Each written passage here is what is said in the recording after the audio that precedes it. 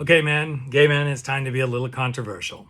And please, this is just a perspective I have. Trust me, what I'm about to talk about, I have done as well.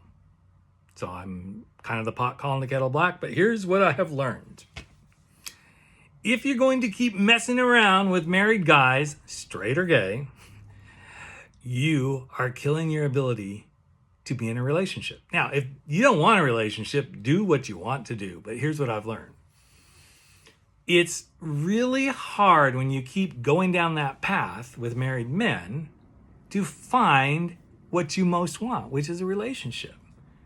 And oftentimes when we go for what we most want and we get in our own way, we go, oh, it's not working. I get it. I've been there. I have loved the thrill of messing around with a married guy.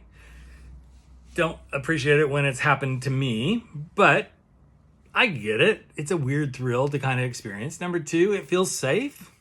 They don't want anything more, so you don't have to commit to anything more.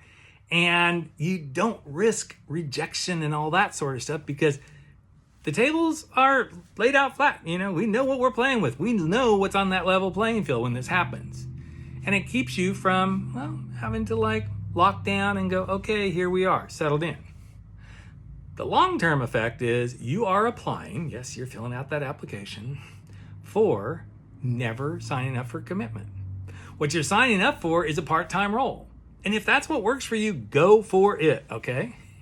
But here's the other thing. It would be like going to, the clearance rack at Nordstrom Rack and going, ooh, there's not much here, and expecting there to be a whole lot of offerings. Limited availability, and definitely there is no returns, okay? You can't return, well, I guess you can kind of return a married guy because he can say, I'm done, and off he goes. But what happens if you're really into it and it's working and suddenly he's like, yeah, but I got this other thing? Again, gay or straight, if he's got another man or he's with a woman, off he goes. And again, if this works for you, I'm not knocking it, but I'm just saying there's a lot of guys that I have talked to who are like, yeah, I always end up with the guys who are partnered, married, have a wife, have a husband, whatever it is.